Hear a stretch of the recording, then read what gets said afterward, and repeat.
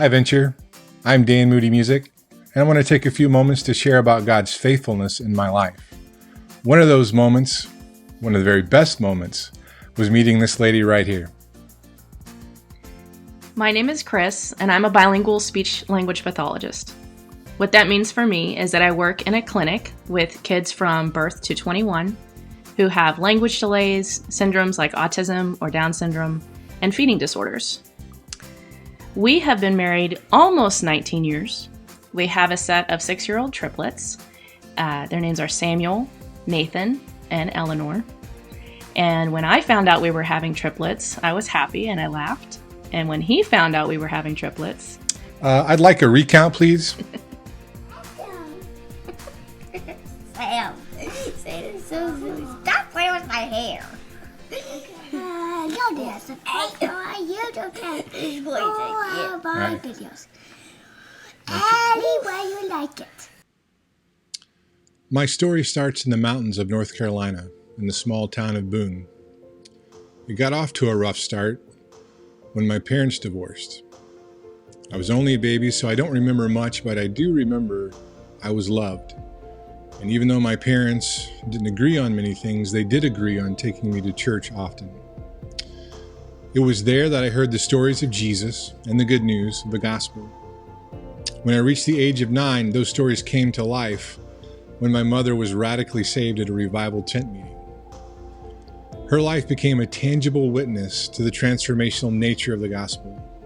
I knew that what I had heard in Sunday school was true, and I wanted it for my life too. So I began trusting Jesus for my salvation and began to serve him with my talents. Like so many, my faith waned in college. As I came to grips with the mess I had made of my life, I cried out to God and began to trust him not only for my future salvation, but for my life now. As God called me out of my cultural Christianity, he opened doors to the next chapter of my journey. As I surrendered my life to God's will, I found myself thousands of miles away from home, in Argentina, sharing the gospel as a missionary. That season of ministry led me to 17 different countries in every state in the continental United States.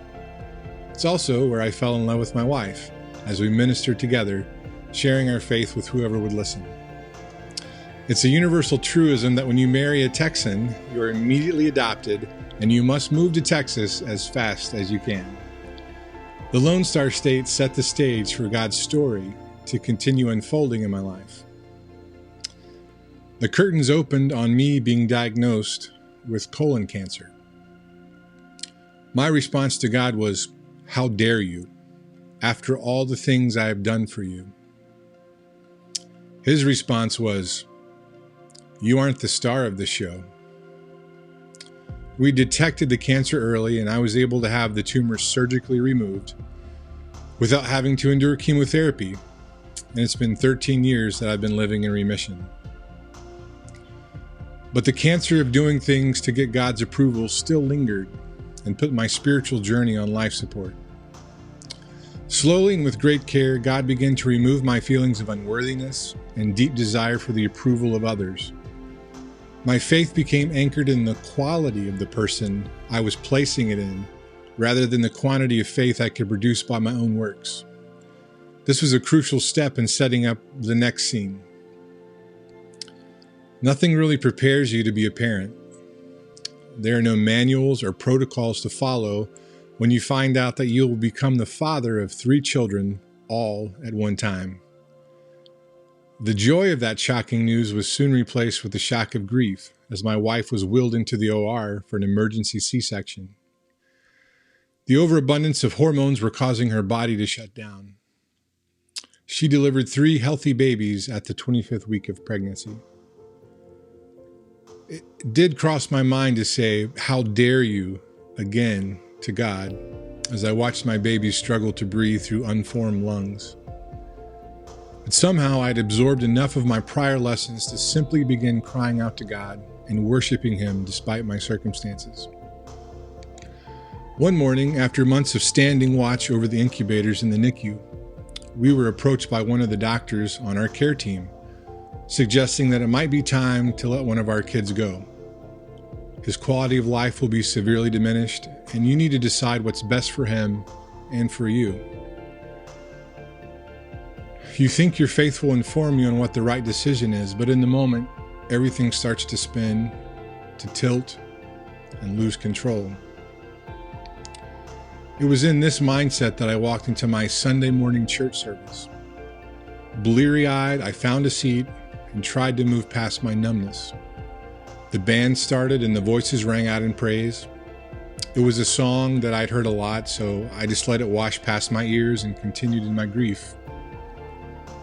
Then, like a bolt of lightning, the chorus of the song arrived, and it jolted me to attention. The auburn-haired vocalist cried out, "It's your breath in our lungs, so we pour out our praise. We pour out our praise to you only." As people around me lifted their hands and voices, I became fixated on the words, "It's your breath." The hero of the story showed up and began ministering to me with a comfort like no other. "My son, the ventilators aren't keeping your children alive. It's my breath in their lungs."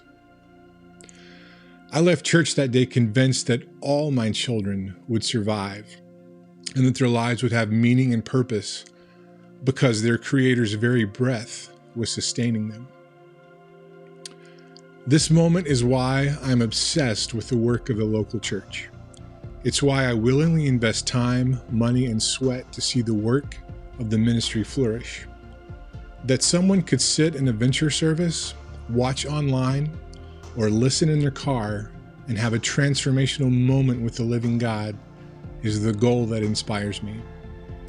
Jesus says in John 12:32 that when he is lifted up, he will draw all people to himself. When we stop casting ourselves as the lead and simply stand in awe of the one, the only one who can fulfill that role, we find our place is being drawn close to the Lord, and it is more than enough. Hi, it's me, Samuel. I'm 6 years old and I like to play with my guitar. Well, I'll just get one at a time. And Nathan is 6 years old too, and he's still learning about how to walk and talk. But I like to play with him. But sometimes he pulls my hair, and he likes music. Come on.